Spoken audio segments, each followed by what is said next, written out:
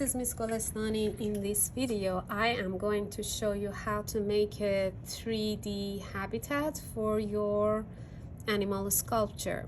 So 3D means three-dimensional, and it means that what we are going to make has 3 dimensions: height, width, and length. And we are going to make a 3D habitat for our animal right now using this 9x9 manila paper. For this project, we need a pencil, a Sharpie, eraser, glue stick, pair of scissors, different colored markers, or colored crayons or colored pencils, and we need our 9x9 manila paper.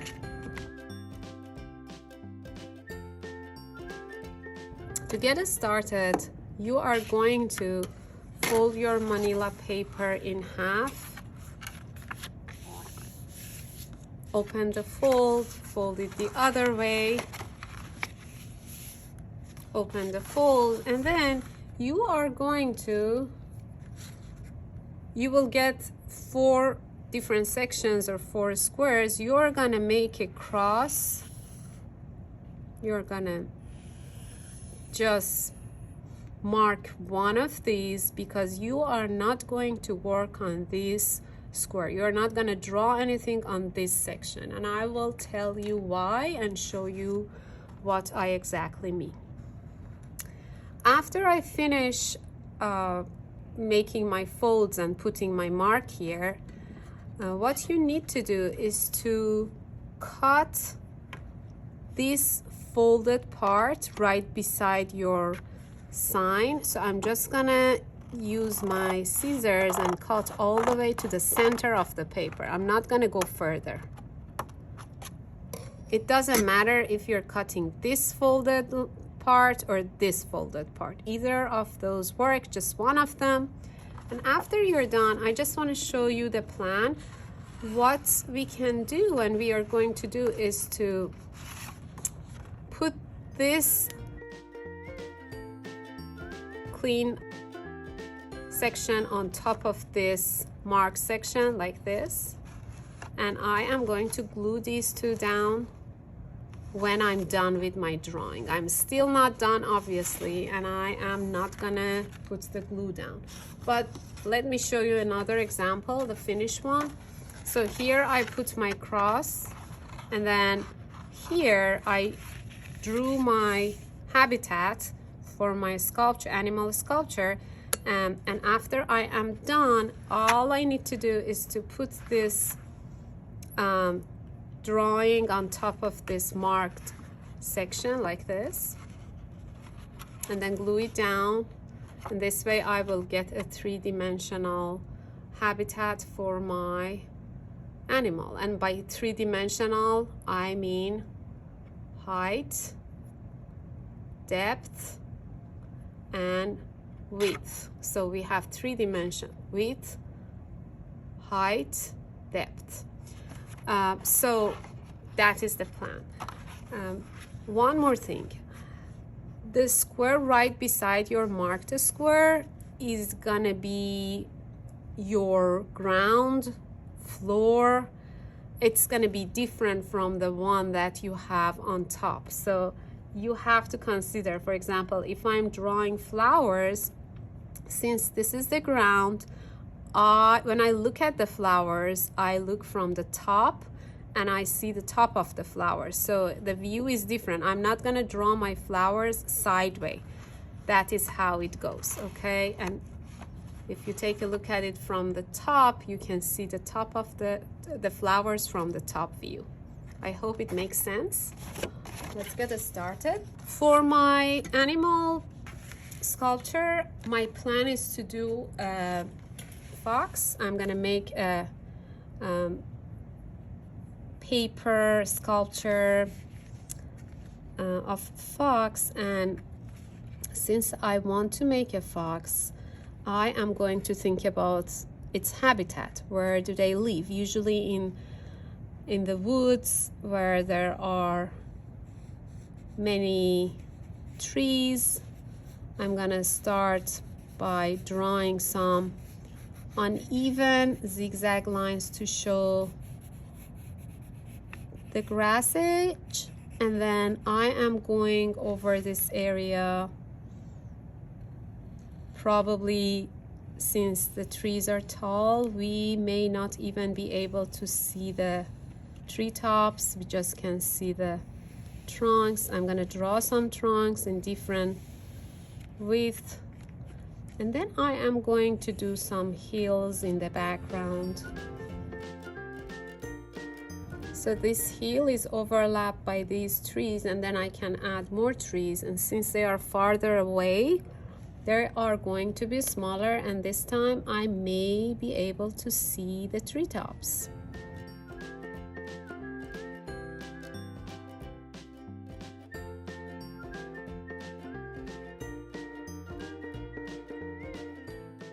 I'm just going to erase the lines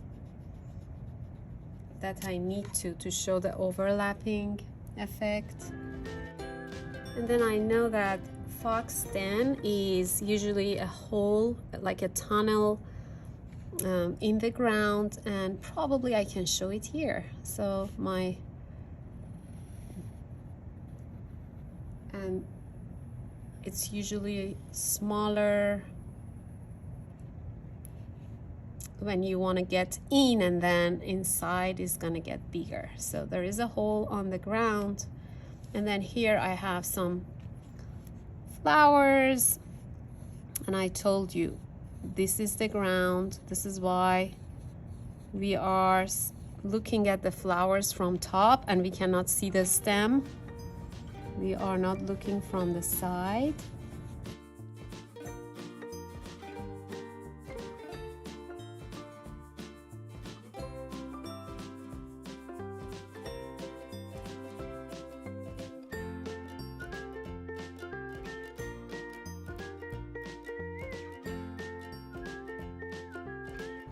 Some bugs, again looking at them from the top view. It's a ladybug.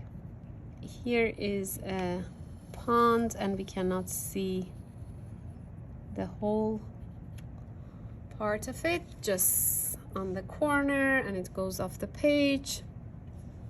And I may want to add some more flowers here too. Think about the animal that you want to make, and then their habitat, and then start your work. If your sculpture, animal sculpture, would be a sea creature, obviously you need to think about drawing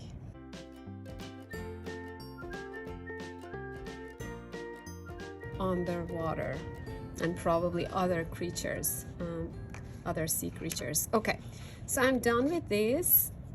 What I'm gonna do on my trees, I'm gonna add some textures when I'm using my Sharpie, when I'm tracing with Sharpie. And I will show you what I exactly mean. Right now, it's time for me to start Sharpie tracing. Make sure that you have a messy mat underneath your paper so that you won't get Sharpie on your table. This is, for example, a hole.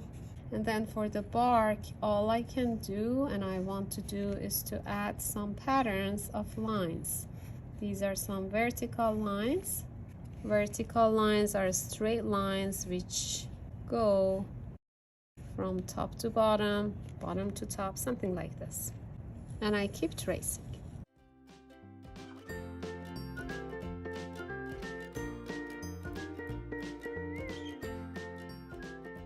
Make sure you're tracing all the pencil lines that you want to keep.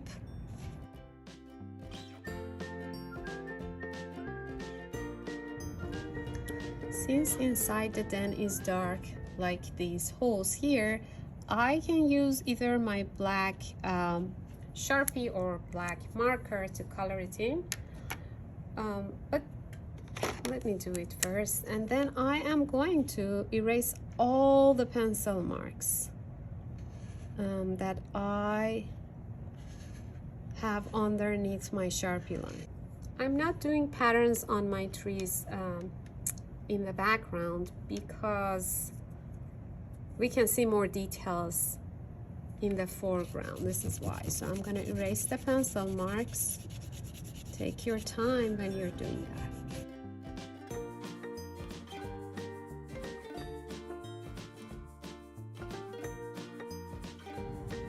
Okay, now that I'm done tracing all the lines with Sharpie and erasing the pencil marks, I am going to start coloring my habitat. As I mentioned, you either can use markers or color pencils or crayon, or you can use them all. It depends on you. I'm gonna use marker for this part, and while I'm doing that, as you can see, for coloring, I am not going back and forth. I create ribbons of colors. I just go with the pointy tip of my marker when I get to the details like these spikes and my grass. So I'm just gonna outline my grass first like this, and then go over the whole tree trunk using the whole tip of my marker down. And since I have a placemat underneath my paper, I'm not worried about going off the page like that.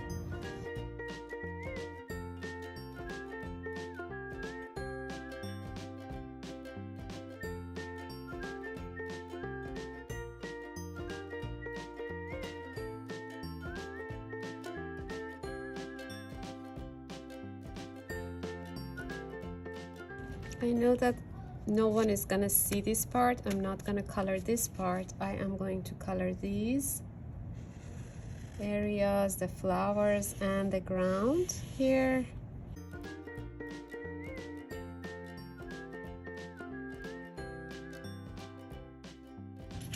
And when I get to the flowers, I am just going to outline them carefully with the tip of my marker and then color around them.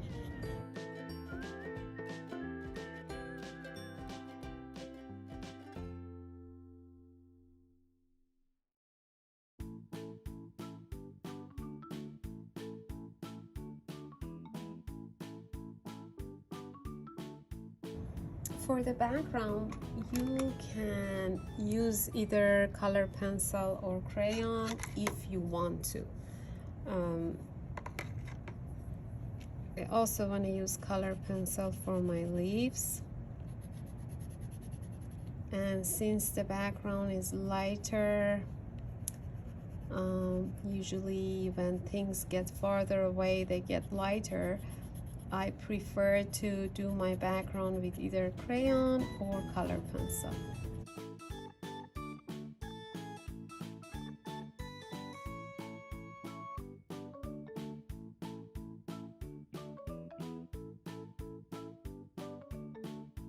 Whenever your hands are getting tired, make sure to do this exercise. You also can walk around the room, do 10 jumping jacks, take some break from your work, and then come back and continue your work again with fresh eyes and ready hands.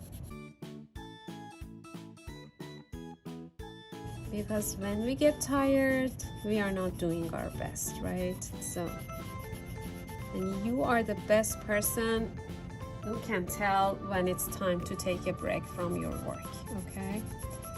So make sure to take a break and then come back to your work and finish coloring.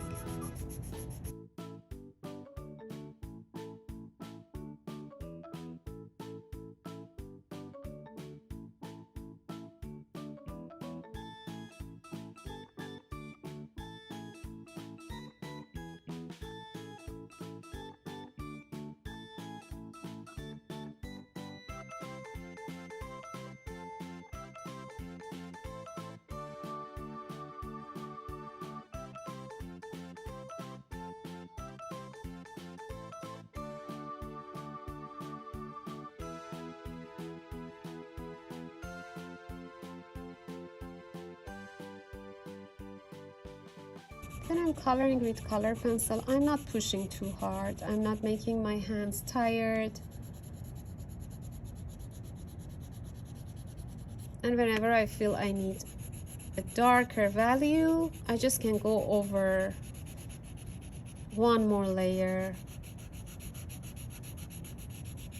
For example, here, if I see that it's too light, instead of pushing harder, I'm just gonna go over it once more.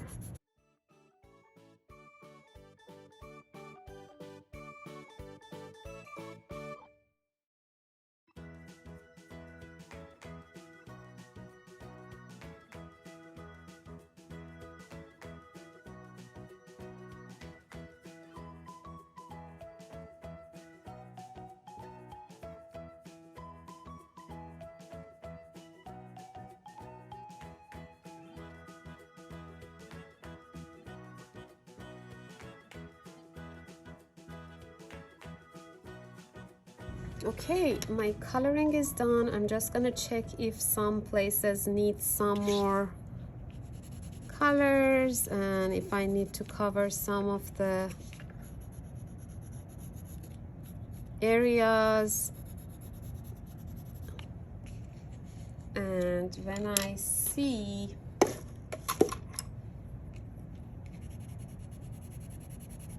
I just want to go over here a little bit more.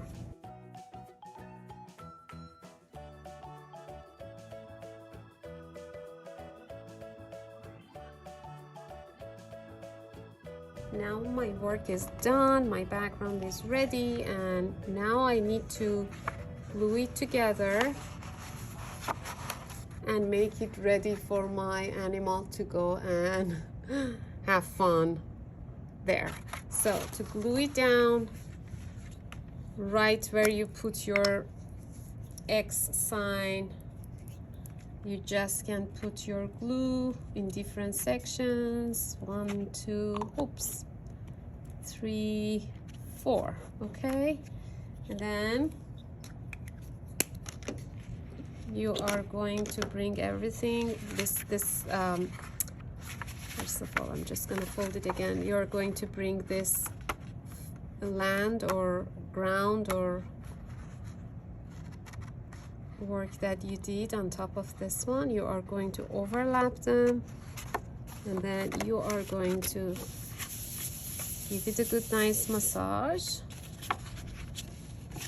Okay, and it's ready, it's done. I just have a small piece of